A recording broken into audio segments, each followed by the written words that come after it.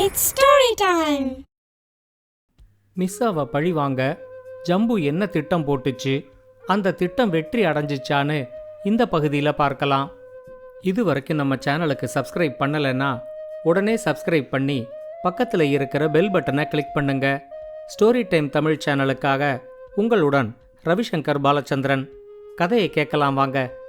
மிஸ்ஸா இருந்த குகைக்கு பக்கத்தில் கீழே கிடந்த சின்ன சின்ன விறகுகளை எல்லாம் பொறுக்கி ஜம்பு அதை எல்லாத்தையும் ஒரு கயத்தால கட்டி வச்சிருந்துச்சு. அப்ப அந்த பக்கமா வந்த மிஸ்ஸா, யாரா நீ, உன்னை எங்கேயோ பார்த்த மாதிரி இருக்கே அப்படின்னு ஜம்பு கிட்ட கேட்டுச்சு.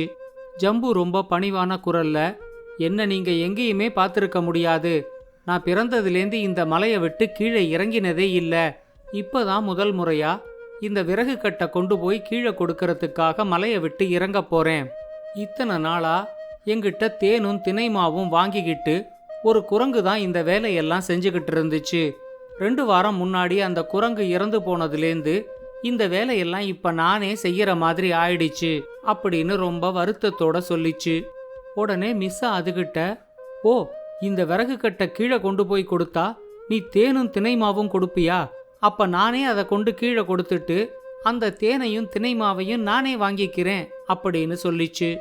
ஜம்பு அதுகிட்ட, உங்க உடல் உறுதியை பார்த்தா உங்களால இதை செய்ய முடியும்னு தான் தோணுது, ஆனாலும் மலையிலேருந்து கீழே இறங்குறப்போ இந்த விறகு கட்டு கீழே விழுந்து சிதறிடக்கூடாது, அதனால இந்த விறகு கட்டை நான் உங்களோட முதுகுல வச்சு கட்டிடுவேன். வாகினி ஆறு வரைக்கும் இந்த விறகு கட்டை நீங்க சுமந்துக்கிட்டு வரணும், எந்த இடத்துல இறக்கி வைக்கணும்னு சொல்றதுக்காக முதல் தடவை நானும் உங்க கூடவே வருவேன் அப்படின்னு சொல்லிச்சு. மிஸ்ஸா கொஞ்சம் கூட யோசிக்காம ஜம்பு சொல்ற எல்லாத்துக்குமே ஒத்துக்குச்சு. ஜம்பு அந்த விறகு கட்டை மிஸ்ஸாவோட முதுகுல வச்சு நல்லா கயத்தை போட்டு இறுக்கி கட்டிச்சு. கொஞ்ச தூரம் மிஸ்ஸா கூடவே மலையில இறங்கி வந்துட்டு மிஸ்ஸா கவனிக்காத ஒரு நேரத்துல விறகு கட்டை கொளுத்தி விட்டுட்டு ஜம்பு அங்கேருந்து தப்பிச்சு ஓடிடுச்சு. விறகு கட்டை மிஸ்ஸாவோட முதுகுல வச்சு கட்டி இருந்ததுனால அதால விறகு கட்டை கீழே இறக்கவும் முடியல.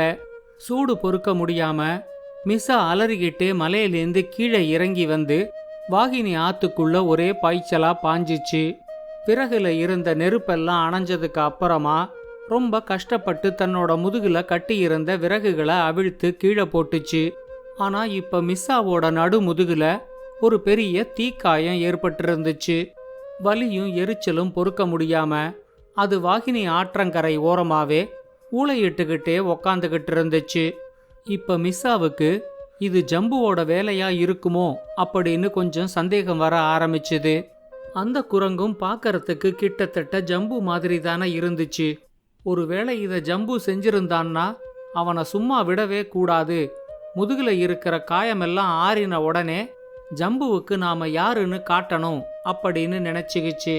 இதுக்கு நடுவுல ஜம்பு வேற ஒரு திட்டத்துல இருந்துச்சு. விறகு கட்டை கொளுத்தி விட்டதும் கண்டிப்பா மிஸ்ஸா வாகினி ஆற்றுல மூழ்கித்தான் அந்த நெருப்பை அணைச்சிருக்கும். அதுக்கப்புறம் அது வாகினி ஆற்றங்கரையை விட்டு ரொம்ப தூரம் போயிருக்காது. ஆனா இந்நேரமே இந்த வேலையை நான் தான் செஞ்சிருப்பேனோன்னு ஒரு சந்தேகம் மிஸ்ஸாவுக்கு கண்டிப்பா வந்திருக்கும். மிஸ்ஸாவை இனிமே ரொம்ப யோசிக்க விடக்கூடாது, எனக்கு எதிரா அது வேற ஏதாவது திட்டம் போடுறதுக்கு முன்னாடி மிஸ்ஸாவா வேற ஏதாவது ஒரு பிரச்சனையில மாட்டி விடணும் அப்படின்னு அது யோசிச்சுது.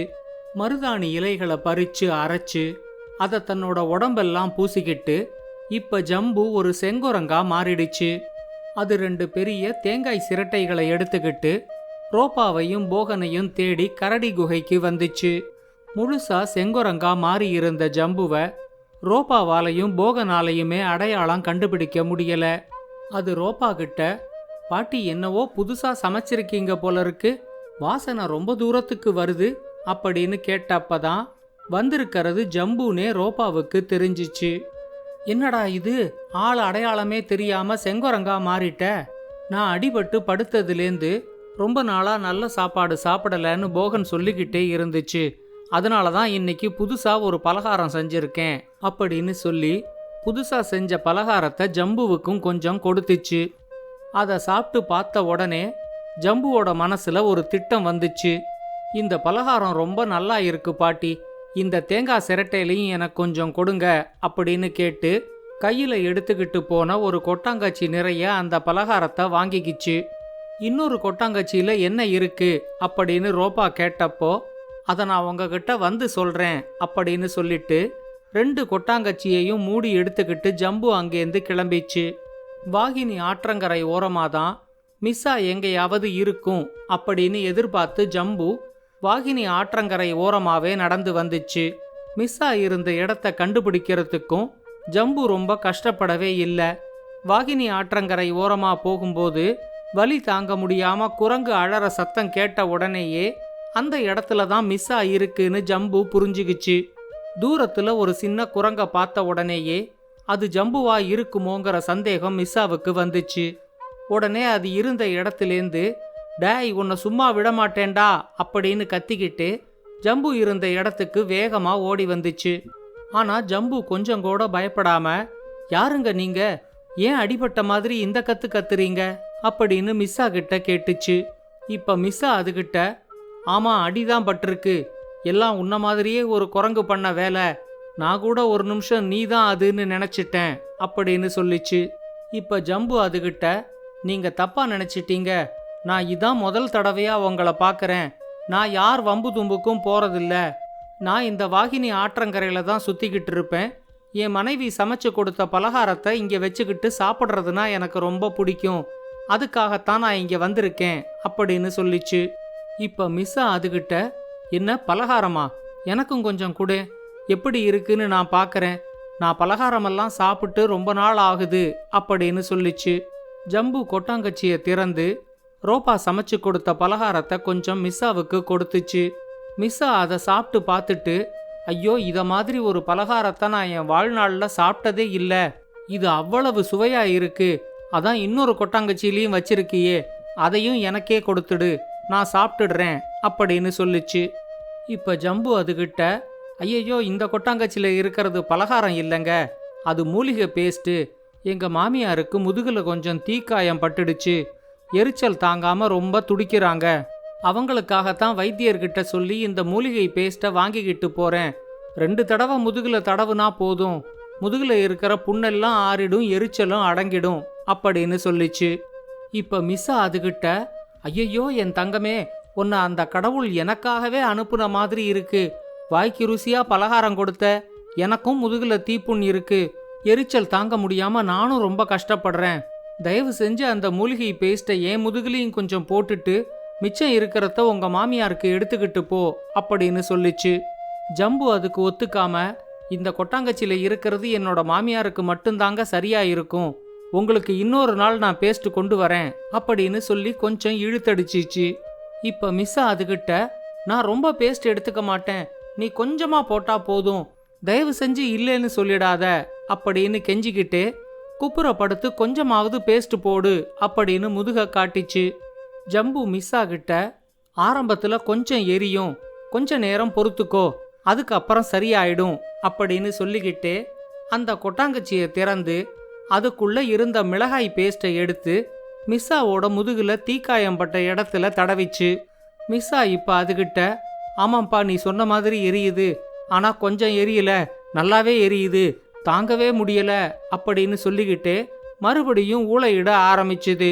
ஜம்பு அதுகிட்ட, நீங்க இப்படியே குப்புறப்படுத்து கொஞ்ச நேரம் ஊளையிட்டுக்கிட்டு இருங்க, நான் என் மாமியாருக்கு பேஸ்ட்டை கொடுத்துட்டு திரும்ப வரேன் அப்படின்னு சொல்லிட்டு அங்கேருந்து தப்பிச்சு ஓடிடுச்சு. ரொம்ப நேரம் ஆகியும் எரிச்சல் அடங்காம போனதும் அப்பதான் மிஸ்ஸாவுக்கு இது ஜம்புவோட வேலையா இருக்குமோ அப்படிங்கிற சந்தேகம் வந்துச்சு. அது மறுபடியும் அலறிக்கிட்டே ஓடி போய் வாகினி ஆத்துக்குள்ள குதிச்சுது. என்ன பண்ணியும் மிஸ்ஸாவுக்கு எரிச்சல் அடங்கவே இல்லை. அது தொடர்ந்து ஊளையிட்டுக்கிட்டே இருந்துச்சு. அந்த சமயத்துல ஒரு சின்ன படகுல கருப்பா ஒரு குரங்கு வர்றத மிஸ்ஸா கவனிச்சுது. அந்த படகுல வந்த கருங்குரங்கு ஜம்புதான். கருப்பு சாயத்தை பூசிக்கிட்டு அது இப்ப கருங்குரங்கா மாறி இருந்துச்சு. மிஸ்ஸா அதை பார்த்த உடனே, இந்த தடவை நீ என்கிட்டேந்து தப்பிக்கவே முடியாது அப்படின்னு கத்திக்கிட்டு அதோட படகை பிடிச்சு கரைக்கு இழுத்துச்சு. அந்த சின்ன படகுல நிறைய மீன்கள் இருந்துச்சு. இப்ப ஜம்பு மிஸ்ஸா கிட்ட, யாருங்க நீங்க, உங்களுக்கு என்ன பிரச்சனை, ஏன் என் படகை பிடிச்சு கரைக்கு இழுத்தீங்க அப்படின்னு கேட்டுச்சு. மிஸ்ஸா ரொம்ப கோபமான குரல்ல, டேய் நீ ஜம்பு தானே, எங்கிட்ட நடிக்காத, என்ன ஏமாத்த முடியாது அப்படின்னு சத்தம் போட்டுச்சு. ஜம்பு ரொம்ப அலட்சியமா, அது ஜம்பு இல்ல வம்பு அப்படின்னு சொல்லிச்சு. மிஸ்ஸா திருன்னு முழிக்கும்போது, நான் என் பேரு ஜம்பு இல்லைன்னு சொன்னேன், ஆனா இப்ப நீங்க என்கிட்ட பண்றதுக்கு பேரு வம்பு. இந்த வாகினி ஆறு விந்திய மலையில அருவியா கொட்டுற இடத்துக்கிட்ட ஒரு நண்டு கிடைக்கும். அதை சூப்பு வச்சு குடிச்சா உடம்புல இருக்கிற காயமெல்லாம் ஆறுன்னு நானே அந்த நண்டை பிடிக்கிறதுக்காக போய்கிட்டு இருக்கேன்.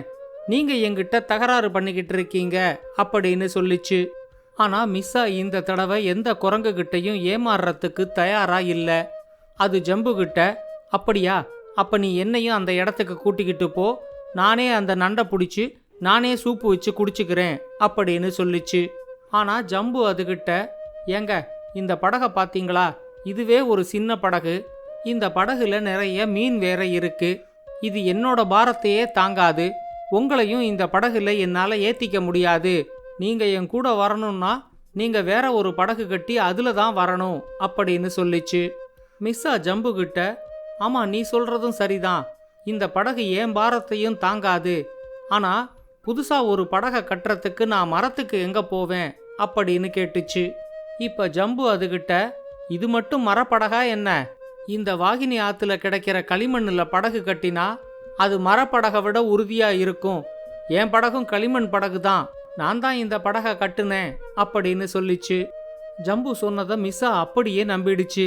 அது ஜம்பு கிட்ட, நான் இந்த வாகினி ஆத்துலேருந்து களிமண் எடுத்துக்கிட்டு வரேன், தயவு செஞ்சு எனக்கும் ஒரு படகு கட்டி கொடு, உன்னோடையே நான் வந்து நண்டு கொஞ்சம் பிடிச்சி சூப்பு வச்சு குடிக்கிறேன், நீ செய்யற இந்த உதவியை நான் மறக்கவே மாட்டேன் அப்படின்னு சொல்லிச்சு. முதுகுல எரிச்சலோட மிஸ்ஸா வாகினி ஆத்துல கிடைச்ச களிமண்ணை எல்லாத்தையும் எடுத்துக்கிட்டு வந்து கரையில போட்டுச்சு. ஜம்பு அதை ஒரு படகா கட்டி வெயில்ல காய வச்சுது. படகு நல்லா காஞ்சதும் ஜம்பு சின்ன படகுலையும் மிஸ்ஸா பெரிய படகுலையும் ஏறி வாகினி ஆறு அருவியா கொட்டுற இடத்துக்கிட்ட வந்து சேர்ந்துச்சு. அருவி கிட்ட வரும்போதுதான் ஜம்பு மிஸ்ஸா கிட்ட சொல்லிச்சு, என்ன மன்னிச்சிடுங்க, நீங்க சந்தேகப்பட்ட மாதிரியே நான் ஜம்பு தான், என் படகு மரப்படகு தான், உங்க படகு தான் களிமண் படகு, ரொம்ப நேரத்துக்கு அது தண்ணியை தாங்காது, இப்பவே கரைஞ்சு ஓட்ட விடுற நிலைமையில தான் இருக்கு, இதுக்கு மேல நீங்க படகுல போனாலும் சரி தண்ணியில குதிச்சாலும் சரி அருவியில போய் கீழே விழ வேண்டியது தான், அருவியில சும்மா ஒரு டைவ் அடிச்சு பாருங்க, முதுகுல இருக்கிற எரிச்சலுக்கு ரொம்ப இதமா இருக்கும், நான் என் படகை திருப்பிக்கிட்டு இப்ப கரைக்கு போறேன், அப்புறமா இன்னொரு நாள் பார்க்கலாம் அப்படின்னு சொல்லிட்டு தன்னோட படகை திருப்பிக்கிட்டு ஜம்பு கரை இருக்கிற இடத்துக்கு போச்சு. மிஸ்ஸாவால தன்னோட படகை கட்டுப்படுத்தவே முடியல, எந்த இடத்துல தொட்டாலும் படகு உடைய ஆரம்பிச்சுது. இதுக்கு மேல இந்த படகுல இருக்க கூடாதுன்னு அது முடிவு பண்றதுக்குள்ள அருவி இருக்கிற இடமே வந்துருச்சு. அருவியில டைவ் அடிச்சு வாகினி ஆற்று தண்ணியோட இழுத்துக்கிட்டு போன மிர்சா 2 நாள் கழிச்சு கண்ணை திறந்தப்போ அது ஏதோ ஒரு ஊர்ல கரை ஒதுங்கி இருந்துச்சு. இப்ப அது ஜம்புவோட கண்ணுல படாம மிச்ச வாழ்க்கையை எப்படி கழிக்கலாம் அப்படின்னு யோசிச்சுக்கிட்டு பிலவனம் பக்கமே போகாம கரை ஒதுங்கின ஊர்லேயே வாழ ஆரம்பிச்சிடுச்சு. இந்த கதையை பத்தின உங்களோட கருத்துக்களை ஸ்டோரி டைம் தமிழ் யூடியூப் சேனல்லையும் பாட்காஸ்ட்லையும் பின்னூட்டத்தில் கமெண்ட்ஸாக பதிவு பண்ணுங்க. இந்த கதை உங்களுக்கு பிடிச்சிருந்தா லைக் பண்ணுங்க, கமெண்ட் பண்ணுங்க, ஷேர் பண்ணுங்க. மறக்காம ஸ்டோரி டைம் தமிழ் சேனலை சப்ஸ்கிரைப் பண்ணுங்க. அப்படியே பக்கத்துல இருக்க அந்த பெல் ஐகானை கிளிக் பண்ணுங்க.